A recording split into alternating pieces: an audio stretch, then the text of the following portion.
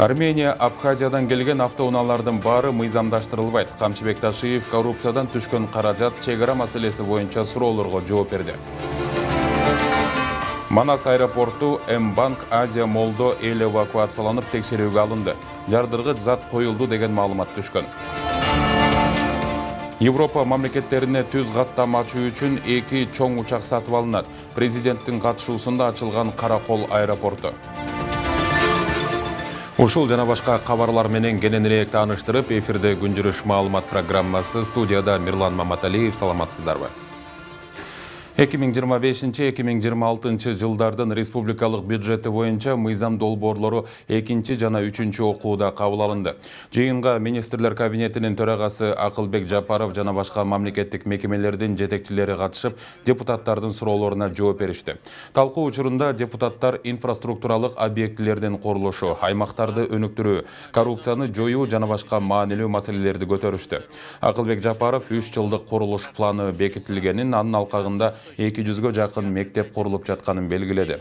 Мындан сырткары депутаттар экономиканы өнүктүрүү, мигранттардын укуктарын коргоо, ирригациялык системаларды жакшыртуу жана социалдык объектилерди каржылоого көңүл бурушту. Жыйынтыгында каттоодон өткөн 83 депутаттын 80-и мыйзам долбоорлоруна макул деп добуш берди. Бирөө каршы болду. Бүгүн жогорку кеңештин жыйынында эл өкүлдөрү тарабынан Абхазия, Армениядан келген унааларды мыйзамдаштыруу боюнча маселе көтөрүлүп, Улуттук коопсуздук мамлекеттик комитетинин төрагасы Камчыбек Ташиевден эртелетип чечип берүүнү өтүнүштү. Дегени менен Ташиев аталган өлкөдөн келген унаалардын автокырсыктардын жаралуусуна алып келип жатканын белгилеп, буга жол бербөө керектигин айтууда. Муну менен катар Камчыбек Ташиев жакын арада 3 жылдан берки коррупциядан түшкөн каражаттарын кайда кеткенин ачык айкын коомчулукка жарыяларын белгилеп, мындан арыда жемкорлук менен күрөшөрүн убадалады. Мындан тышкары парламентте көтөрүлгөн маселелер тууралуу кесиптешим Айтурган Жапаркулова токтолот. Бүгүн депутат Исхак Масалиев жогорку кеңештин жыйынында жемкорлуктан өндүрүлгөн каражат кайда кетип жатканына кызыгып, мыйзамсыз менчиктештирилип, кийин мамлекетке кайтарылган имараттар тууралуу коомчулукка ачык маалымат берилиши керектигин билдирди. Масалиевдин айтымында каражат кайсы эсепке түшкөнү белгисиз болууда. Коррупцияга каршы абдан жакшы күрөш болуп атат, жакшы жыйынтыктар болуп атат. Миллиард сомдор өндүрүлүп атат, имараттар өндүрүлүп атат. Уурдалган, туура эмес жол менен приватташтырган объекттер кайтарылып атат, акчага сатылып атат. Ал кайсы каражаттар каяка түшөт, кайсы счетко, аны деле мен чындап айтканда таба албадым. Ал өзгөчө көрсөтүш керек болчу. Бул абдан жакшы көрсөтүштөр. Анан кетиргенде, ал акчаны иштеткенде деле жогорку кеңештин макулдугу менен иштетилиш керек. Депутаттын мындай пикирине өз кезегинде Улуттук коопсуздук боюнча мамлекеттик комитеттин төрагасы Камчыбек Ташиев жооп берип, жакын арада 3 жылдан берки жемкорлуктан түшкөн акчалардын кайда кеткенин толук кандуу элге ачык жарыяларын белгиледи. Коррупция боюнча акчалар каякта дейсиз? Бул боюнча, урматтуу депутаттар, 17 декабрь, мен ушундай деп ойлоп турам, 16-17 декабрда быйылкы жылдагы, былтыркы 3 жылдан берки коррупциядан түшкөн акчалар кимден канча түштү, канча акча алдык, каяка кетти, бардыгынын отчетун мен бүт элге берип коеюн деп атам да. Себеби ушундай суроолор бар да. Коомубузда ушул суроо бар. Ошондуктан ушуну ачык айкын айтып деп списокторун кошуп беремин.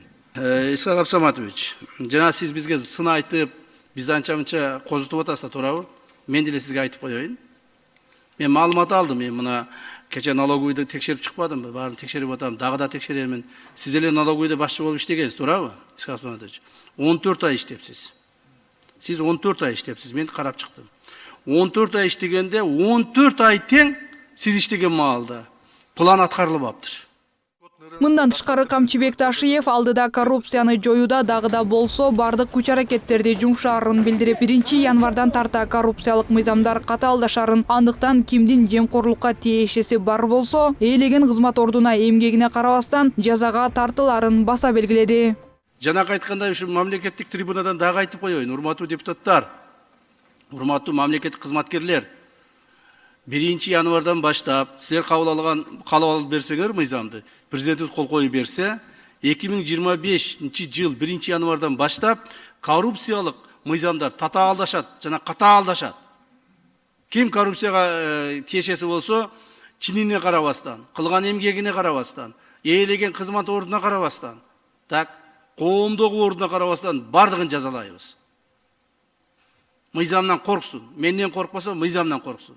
Ал ортодо эл өкүлү Жанар Акаев Абхазия, Армениядан келген унааларды мыйзамдаштырып берүү боюнча миңдеген жарандардан кайрылуулар үзгүлтүксүз келип жатканын, мындан улам эртелетип ушул маселени чечип берүүнү суранды. Депутат мындан кийин келген унааларга чектөө киргизип, Абхаз номерлүү унааларды мыйзамдаштырып берсе деген пикирде. Жанагы Абхаз номерлүү машинелер. Эми мурдагы бийликтер болгондо мен түшүнөт элем. Кийин көрө жатарбыз, кое туралы, кийин чечилет, келечекте карайбыз, көрөбүз, ойлонобуз дейт эле да. Бирок азыркы өкмөттө үмүт бар да элдерде. Ушуну бир жанагы таштап салбай, эми аларды темир кылып тапшыра албагандан кийин аябай көп адам кайрылып атат да. Ушуну бир 20 миң 30 миңден айып пулун төлөтүп туруп, эми биротоло мыйзамдаштырып берип, эми мындан ары бир дагы машина кирбесин. Болду деп туруп ушуну бир легалдаштырып бербейлиби деген ой болуп атат да. Төрага Камчыбек Ташиев аталган өлкөдөн келген унаалардын бардыгы мыйзамсыз келгенин белгилеп, мындан ары алардын көчөдө жүрүшүнө тыюу салууга тапшырма берилгенин маалымдады. Себеби Абхаз, Армениядан келген унаалар жарандарга коркунуч жаратып, кырсыкка алып келүүдө деген пикирде. Легалдаштыруу кылабыз деп биз наоборот криминалдаштыруу кылып алышыбыз мүмкүн. Так.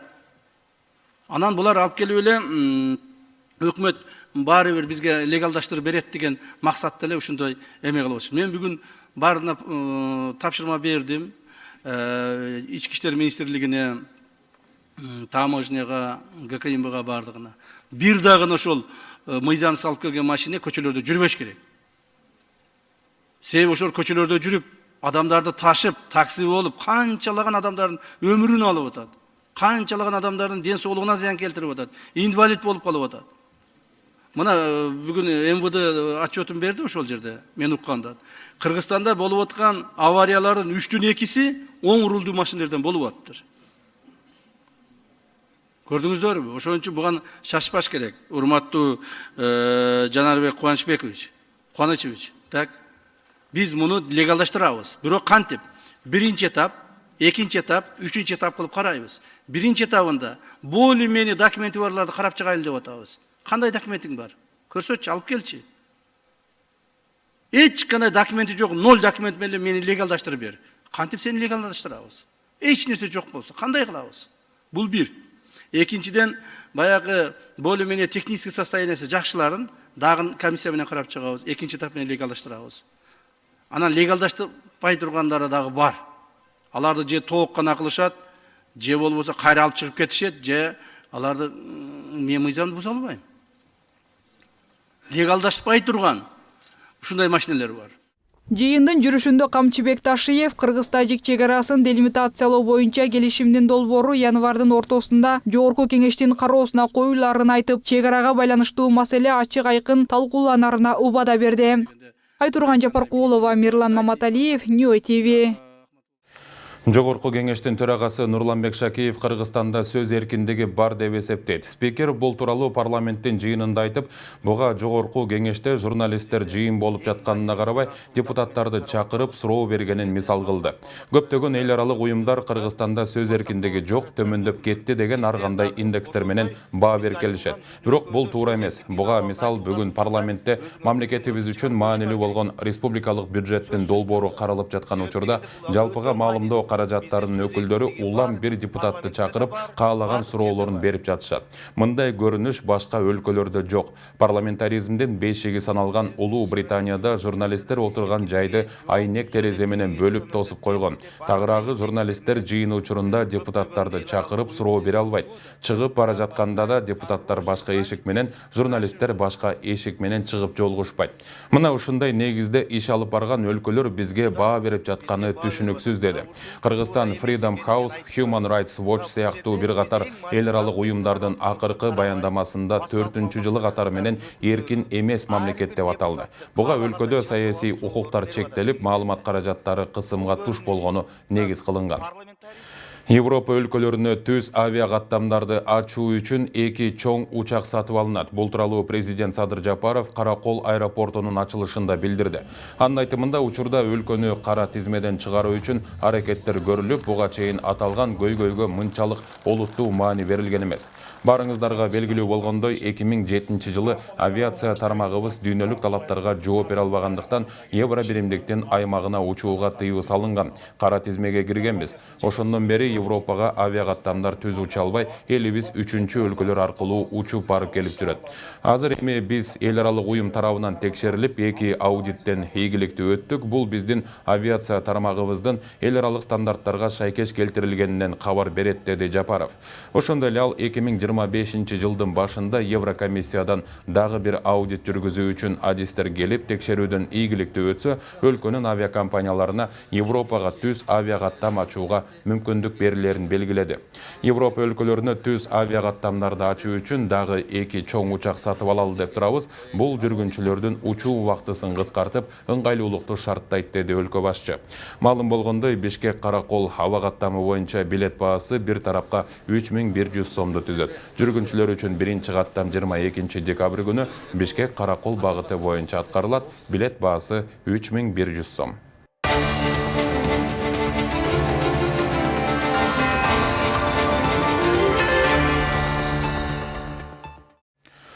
Кыргызстандын Тышкы иштер министрлигинин кызматкерлери 2024 жылы ноябрь айында чет өлкөлөрдө каза болгон 17 кыргыз жаранынын сөөгүн мекенине жеткирүүгө көмөк көрсөттү. Бул тууралуу мекеменин сайтында жазылды. Андагы маалыматтарга ылайык Тышкы иштер министрлигинин кызматкерлери чет мамлекеттердеги 20дан ашуун абактарды кыдырып, андагы 119 кыргыз жараны менен жолугушту. Тактап айтканда, Тажикстандагы Нурек жана Кожент, Бириккен Араб Эмирликтериндеги Дубай, Кытайдын Дунгуань, Түркиянын Стамбул, Орусиянын Ангарск, Екатеринбург, Иркутск, Нижний Тагил, Саянск шаарларында жайгашкан 21 түзөтүү мекемелерине консулдук чыгуулар уюштурулган.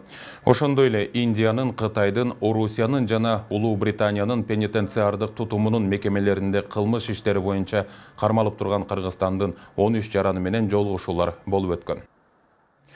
Манас эл аралык аэропортуна бомба коюлду деген маалымат аба майдандын электрондук почтасына бүгүн күндүз саат 16:00 чамасында келген. Аэропорттун коопсуздук кызматы жүргүнчүлөрдү токтоосуз эвакуациялап, маалыматты текшерип жаткан аба майдандын басма сөз кызматы кабарлады. Азырынча бомба коюлганы тууралуу маалыматтын чын төгүнү белгисиз. Чүй облустук ички иштер башкармалыгы текшерүү жүрүп жатканын, жыйынтыгына жараша маалымат берилерин билдирди. Түштөн кийин Бишкектеги ири соода борборлордун Азия Молдода бомба бар деген маалыматтан улам, анда иштеген ишкерлер жана кардарлар бары эвакуацияланганы социалдык тармактарга жазылды. Учурда соода борборун милиция жана атайын кызматкерлер курчап, бомба тууралуу маалыматты текшерип жатышканы кабарланды. Ушундай эле кабар М-банктын башкы кеңсесине да түшүп, кызматкерлер менен кардарлар эвакуацияланган. Бишкек шаардык ички иштер башкармалыгынын басма сөз кызматы текшерүү жүрүп жатканын билдирди. Кыргызстан менен Ислам өнүктүрүү банкынын ортосундагы шариат стандарттары боюнча жеткиликтүү турак жайды каржылоо долбоору боюнча макулдашуу ратификацияланды. Тийиштүү мыйзамга президент Садыр Жапаров кол койду. Мыйзам 2024 жылдын 13 ноябрында жогорку кеңеш тарабынан кабыл алынган. Макулдашуулар Менин үйүм 2021-2026 мамлекеттик турак жай программасынын катышуучулары болуп саналган жарандар үчүн каржылоонун ислам принциптери боюнча ипотекалык продуктулар берүү жана турак жай куруу үчүн 79 миллион АКШ доллар өлчөмүндө жеңилдетилген каржылоону тартуу каралган. Ислам өнүктүрүү банкынын каржылоосун Кыргызстан финансы министрлиги аркылуу алат. Экономика жана коммерция министрлиги аткаруучу агенттик, ал эми долбоорду ишке ашыруучу уюм мамлекеттик ипотекалык компания болот. Компания тартылган финансылык каражаттын оператору болуп саналат, жер участоктору менен камсыз кылынат жана андан ары сатып алуу менен ижарага берүү үчүн өлкөнүн бардык региондорунда жеткиликтүү турак жайдын курулушун, ошондой эле аталган программанын алкагында жарандар үчүн каржылоонун ислам принциптери боюнча ипотека берүүнү каржылайт. Мамлекеттик салык кызматы эски дизайндагы акциздик маркалардын калдыктарын жок кылды. Бул тууралуу мекеменин басма сөз кызматы кабарлады. Утилизациялоо мешке күйгүзүү жолу менен жүргүзүлүп, процесстин жүрүшүн акциздик маркаларды жок кылуу боюнча ведомстволор аралык комиссия көзөмөлгө алды. 2024 жылга чейин чыгарылган жана банкта сакталган бардык калган маркалар толугу менен жоюлду. Кыргызстандын мыйзамдарына ылайык 2024 жылдан тарта эски үлгүдөгү акциздик маркалар менен алкоголдук ичимдиктерди жүгүртүүгө тыюу салынат. Учурда салык кызматы эскиргендердин ордуна жаңы дизайндагы акциздик маркаларды чыгарууну жүргүзүүдө. Саламаттык сактоо министрлиги быйыл эне жана баланы коргоо улуттук борбордун трансплантология бөлүмүндө мамлекеттин эсебинен 20 бөйрөк алмаштыруу операциясы жасалганын, жылдын аягына чейин дагы 2 операция жасаларын билдирди. 2025 жылы бюджеттик негизде мындай 50 операцияны кылуу пландалган. Бөйрөк алмаштыруу операциясы эне жана баланы коргоо улуттук борбордун базасында кыргызстандык хирургдардын аракети менен 2018 жылдан бери жүргүзүлүп келет. Андан бери жалпы 62 операция жасалып, анын 20-сы 2024 жылы болду. 2023 жылдагы маалымат боюнча Кыргызстанда гемодиализ алган 2600 бейтап бар. Ар бир бейтапка мамлекет орто эсеп менен бир сеанска 6,5 миң сомдон бөлөт. Бул процедуралар үчүн мамлекеттик бюджеттен жылына 2,5 миллиард сомго жакын каражат каралат. Ош облусунун Карагулжа районундагы Сарыбулак айыл аймагынын Карагулжа-Сарыбулак ички чарбалык жолунда тоо борунан толук түшпөй калган жер көчкүнү атып түшүрүү иштери жүргүзүлөт. Ага коргоо министрлигинин аскер бөлүктөрүнүн артиллериялык эсеп менен 6 атайын унаа жериндеги абалды байкоо жана координациялоо максатында өзгөчө кырдаалдар министрлигинин координациялоо жана көзөмөлдөө башкармалыгынын өзгөчө кырдаалдарга мониторинг жүргүзүү жана божомолдоо департаментинин жана Ош облусу боюнча башкармалыгынын башчыларынын жетекчилигинде ыкчам топ ички иштер министрлигинен 2 экипаж тартылды.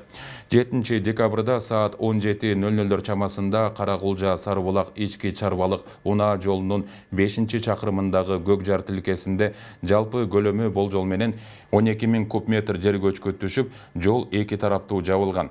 Аймакта жер көчкү түшүү кооптуулугу жогору экендиги тууралуу корутунду өзгөчө кырдаалдар министрлигинин мониторинг жүргүзүү жана божомолдоо департаменти тарабынан 2022 жылдын 14 июнунда чыгарылып эскертүү берилген. Ушуну менен берүүбүздү жыйынтыктайбыз. Саламатта туруңуздар.